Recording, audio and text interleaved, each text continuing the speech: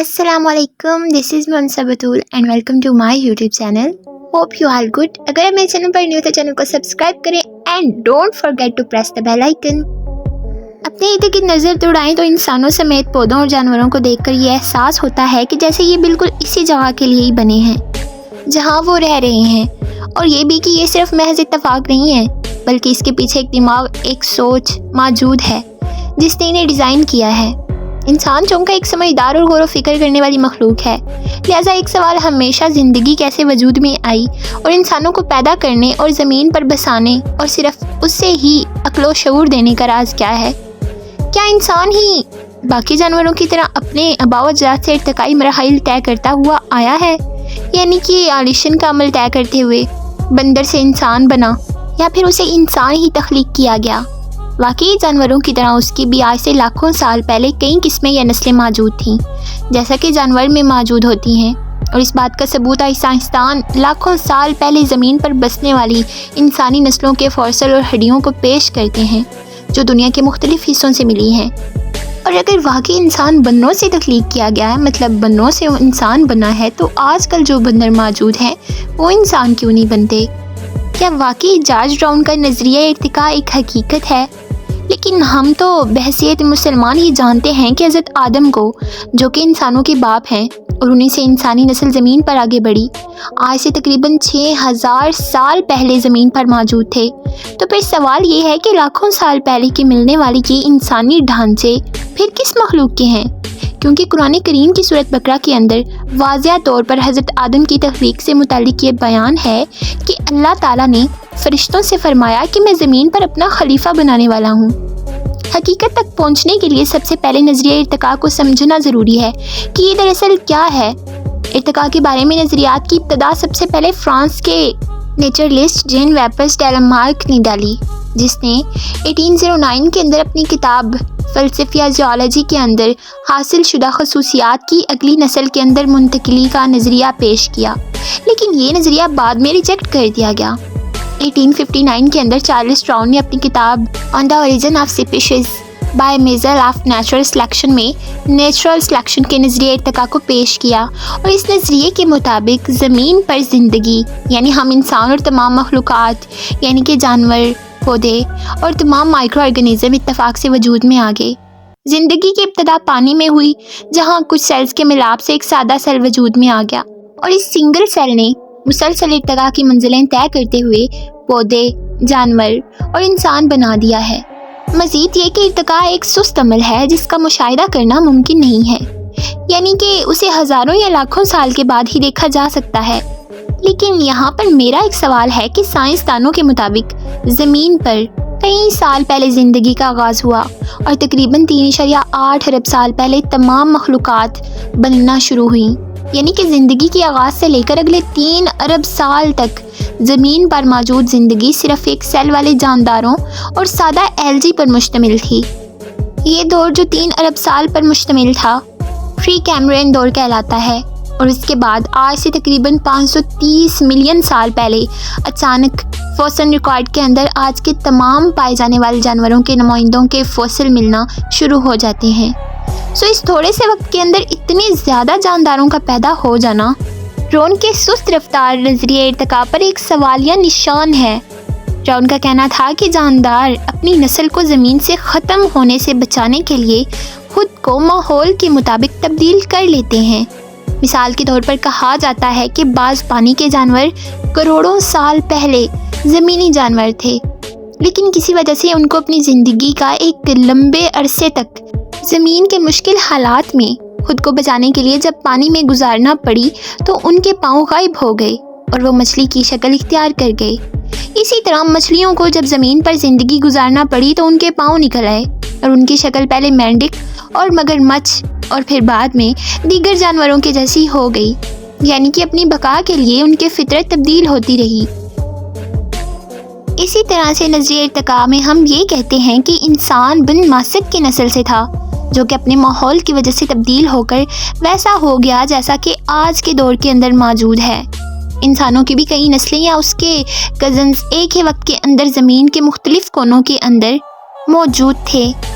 मसलन نیاندرتھالز جو موجودہ انسانی نسل یعنی کہ ہومو سیپینس سے ہائٹ کے اندر چھوٹے مگر بہت ہی طاقتور جسم کے مالک تھے۔ یہ موجودہ دور کے یورپی ممالک جن کے اندر انسان ہیں، ان کا کہنا ہے کہ سمبینز اور انسان آپس کے اندر ارتقائی کزن ہیں۔ دو پیروں پر انسان اس لیے کھڑا ہو گیا کہ وہ زمانے کے اندر اور اس وقت کے ماحول کے مطابق اس کی بقا کے لیے یہ بہت ضروری تھا۔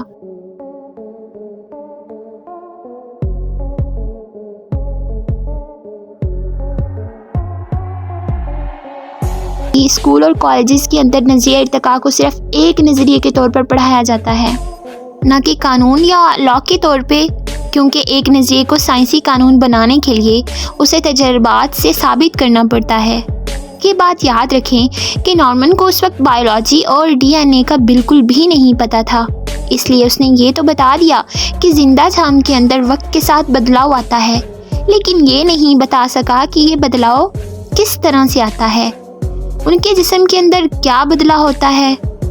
اس لیے 20ویں صدی کے اندر گورنمنٹ کے بیان کردہ ارتقائی خیالات میں موجود خامیوں کو بڑے پیمانے پر تبدیل کیا گیا اور ایک نئے نظریے کی بنیاد ڈالی گئی جسے نیو ڈائنامٹ کا نام دیا گیا۔ لیکن اس نظریے کے اندر بھی بہت ساری خامیاں ہیں، اس لیے بہت سارے ماہرین اب اس نظریے کے اندر بھی بڑے پیمانے پر تبدیلی کرنا چاہتے ہیں، اور حالیہ تحقیقات سے یہ بات سامنے آئی ہے کہ ڈی این اے کے اندر موجود انفارمیشن کی مثال کمپیوٹر پروگرام کے بجائے بذات خود ایک کمپیوٹر جیسی ہے جو کسی اور کمپیوٹر پروگرامنگ کے ذریعے کام کرتا ہے۔ لیکن یہاں پر سوال یہ پیدا ہوتا ہے کہ جینیٹک کوڈ جو کہ اتنا زیادہ پیچیدہ اور مشکل ہے، وہ دراصل کہاں سے پیدا ہو گیا؟ آج تک کسی بھی لیبارٹری کے اندر ایسا کچھ درپا نہیں کیا گیا جس کے اندر ایک بے جان مالیکیول سے کوئی ایک سادہ سا سیل بھی بنایا جا سکا ہو۔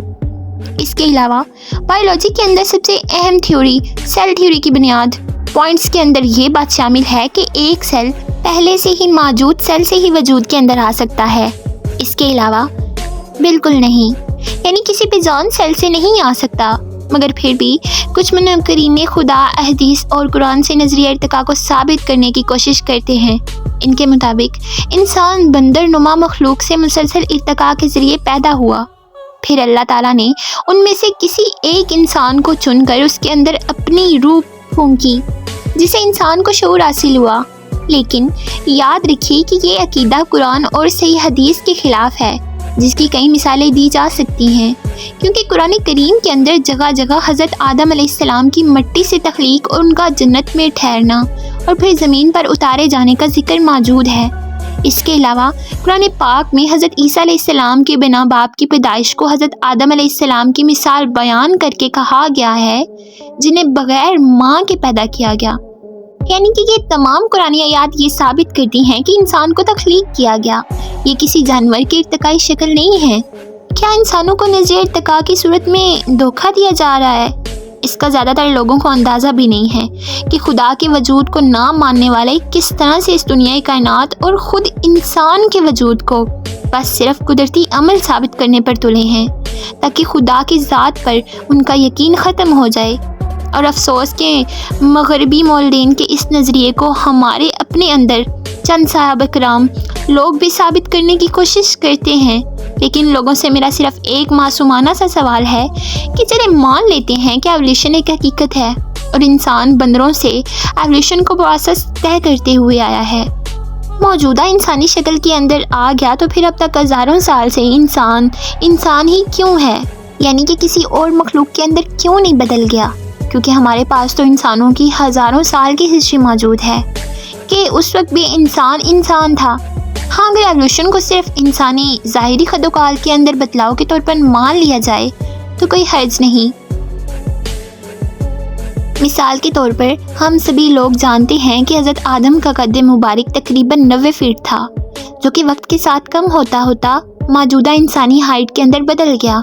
جس طرح سے ہر ملک یا خطے کے رہنے والے لوگ جس ماحول کے اندر رہتے ہیں ان کی آنکھیں، بال اور جلد کا رنگ اسی طرح سے بدلنے لگا، جو کہ ظاہری ختم نہیں ہوا۔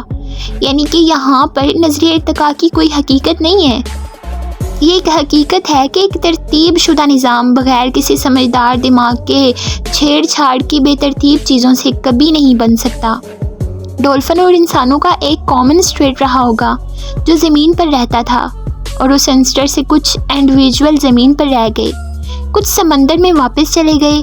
کہانی میں آگے بڑھیں تو 368 ملین سال پہلے MCBNS کی ڈیولپمنٹ شروع ہوتی ہے۔ ایمفیبینس یعنی مینڈک اور سیانڈرز جیسے جیو جو پانی میں بھی رہ سکتے ہیں۔ ایسی برانچ سے آگے جا کر ڈائناسورز بھی آتے ہیں۔ ڈائناسورز آنے لگتے ہیں قریباً 230 ملین سال پہلے۔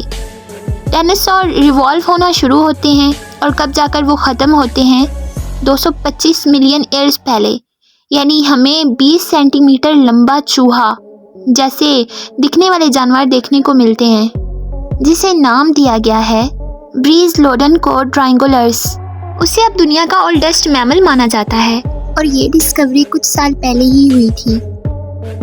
اس سے پہلے سائنٹسٹ کو لگتا تھا کہ دنیا کا سب سے پرانا میمل ہے مورگانوکوڈن۔ انٹرسٹنگ بات یہ ہے کہ انڈے دیا کرتا تھا۔ میمل جیسا کہ ہم سب جانتے ہیں ایک ایسا جانور ہے جن کے بچے ماں کا دودھ پیتے ہیں۔ انسان، بندر، کتے، بلیاں، ٹائیگر، شیر، یہ سارے میملز ہوتے ہیں، اور نارملی میملز انڈے نہیں دیتے، لیکن ایکسیپشنل طور پر جو میمل انڈے دیتے ہیں انہیں مونوٹرمز کہا جاتا ہے۔ آج کے دن 5 مونوٹرمز کی اسپیشیز زندہ ہیں، جن میں سے ایک ہے پیراٹپس، اور اس کے 120 ملین سال پرانے فاسلز بھی پائے گئے ہیں، اور وہ فاسلز آج کے دن کے پیراٹپس سے زیادہ الگ نہیں تھے، تھوڑے بہت ہی چینجز تھے۔ اس لیے پیراٹپس کو ون آف موسٹ ارمیٹو ایملز مانا جاتا ہے جو آج کے دن زندہ ہیں۔ اب مونوٹرمز کے علاوہ 2 اور برانچز ہیں، جن میں سے ایک ہے پلانسٹلز اور ایک ہے مارسوپینز۔ پلانسٹل میملز وہ جانور ہیں جن کی ماں کی یوٹرس میں بچہ بڑا ہوتا ہے، جیسے کہ انسان، اور مارسوپینز وہ جانور ہیں جن کی ماں کے پاؤچ میں بچہ بڑا ہوتا ہے، جیسا کہ کینگروز۔ تو بیسیکلی 3 الگ الگ طریقے ہو گئے بچے کو نیچر کرانے کے۔ ان 3 برانچز آف میملز میں ایک ہے انڈا دینا، دوسرا وم کے اندر نیچر کرنا، اور تیسرا پاؤچ کے اندر۔ لیکن یہ تینوں میملز کی کیٹیگریز میں آتے ہیں کیونکہ جو بچے ہوتے ہیں وہ ماں کا دودھ پیتے ہیں۔ مونوٹرمز کا باقی اور میمل سے ڈائیورژن ہوا 166 ملین سال پہلے، پھر آگے چل کر 125 ملین سال پہلے مارس ایپلرز اور پلانسٹل میملز بھی الگ ہی سائڈ میں اولو کرنے لگے۔ آج سے کئی ملین سال پہلے تک ساؤتھ امریکہ اور آسٹریلیا کانٹیننٹس ایک دوسرے سے جڑے ہوئے تھے، تو جب مارسوپیلس کا ایولیوشن ہوا یہ ان تینوں کانٹیننٹس میں سیپریٹ ہوئے۔ اس وقت انٹارکٹیکا میں کوئی آس نہیں ہوتی تھی اور ایک فاسٹ ہوا کرتا تھا، اور آج کے دن جب یہ کانٹیننٹس ایک دوسرے سے الگ ہو چکے ہیں ہمیں مارسوپینز تینوں کانٹیننٹس میں ہی دیکھنے کو ملتے ہیں، اور سب سے زیادہ مارسوپینز آسٹریلیا میں ہی پائے جاتے ہیں۔ ساؤتھ امریکہ میں وہ باقی میملز کے ساتھ کمپیٹ کر کے فٹ نہیں ہو پائے سچویشن میں، لیکن آسٹریلیا میں ان کا کمپٹیشن نہیں تھا باقی میملز کے ساتھ، اس لیے آج کے دن کینگروز جیسے جانور ہمیں صرف آسٹریلیا میں ہی دیکھنے کو ملتے ہیں۔ لیسنٹل میملز کا سب سے پرانا فوسل پایا گیا تھا نارتھ چائنا میں، جسے لسٹ کیا گیا 1002 ملین سال پہلے۔ حالانکہ 2013 کی اسٹڈی میں سائنٹسٹ نے اس چیز کو کاؤنٹر کیا تھا، یہ کہتے ہوئے کہ اس جانور میں وہ سارے فیچرز نہیں تھے جو آج کے دن باقی پلانسٹل میملز میں دیکھنے کو ملتے ہیں۔ ماورین اور لیری اور ان کے کو ریسرچرز نے اس چیز کو کاؤنٹر کیا اور کہا کہ ایکچولی میں پہلا پلانسٹل میمل صرف 65 ملین سال پہلے ہی پایا گیا تھا، جو کہ کچھ چوہے جیسا دکھتا تھا۔ اب ہم ٹائم لائن کے سب سے انٹرسٹنگ پارٹ پر آ رہے ہیں، کیونکہ اس وقت ڈائناسور بالکل ختم ہو چکا ہے، مطلب کہ ایسٹرائڈز نے سارے ڈائناسورز کو ختم کر دیا، لیکن اس کا مطلب یہ تھا کہ میملز کو برا کرنے کا چانس ملا۔ زمین کے ایکو سسٹم میں بہت ساری خالی جگہیں بچ گئیں جہاں پر میملز فٹ بیٹھ سکتے تھے۔ سائنس جرنل میں پبلش کی گئی اسٹڈی نے بتایا کہ پلس سینٹل میملز کے اچھے دن تبھی شروع ہوئے جب ڈائناسورز کا ایکسٹینکشن ہوا۔ اگر یہ نہ ہوتا تو یہ ہمیں پلانسل میملز میں ڈائیورسٹی کبھی نہیں دیکھنے کو ملتی، انسان شاید کبھی ایگزسٹ کر ہی نہیں سکتا تھا۔ اب اگر ایوولوشن کے پرسپیکٹیو سے دیکھا جائے تو یہ اچھا ہوتا کہ جین ڈائیورسٹی زیادہ دیکھنے کو ملے، الگ الگ طرح کی ورائٹی آف جینز میں انٹر مکسنگ دیکھنے کو ملے۔ اور فورتھ یہ کہ جین کلوجینیٹک ڈرافٹ سے کافی ملتا جلتا ہے، لیکن اس میں کیا ہوتا ہے کہ ایک پاپولیشن مائگریٹ کرتی ہے دوسری پاپولیشن کی طرف اور ان میں مکسنگ دیکھنے کو ملتی ہے۔ اور اس کی بیسٹ ایگزامپل یہ ہے کہ افریقہ کی ملیریا کی ماسکیٹو میں انسیکٹیسائڈز ریزینٹس کی جین پایا جانا۔ یہ ریزیڈنس کی جینز پہلے کسی اور طرح کے مچھر میں پائی گئی تھی، لیکن جب اس مچھر کی پاپولیشن نے آگے آ کر دوسرے سے انٹریکٹ کیا تو انسیکٹیسائڈ ریزیڈنس ان مچھروں میں بھی ملی۔ اب یہاں پہ آپ کے ذہن میں بھی ایک سوال آیا ہوگا کہ ایوولوشن کی ٹائم لائن کیا ہوتی ہے؟ ایوولوشن کتنی تیزی یا کتنی آرام سے ہوتی ہے؟ اس کا کوئی کانٹریکٹ انسر نہیں ہے، یہ ایکچولی اسپیشیز پہ ڈیپینڈ کرتا ہے۔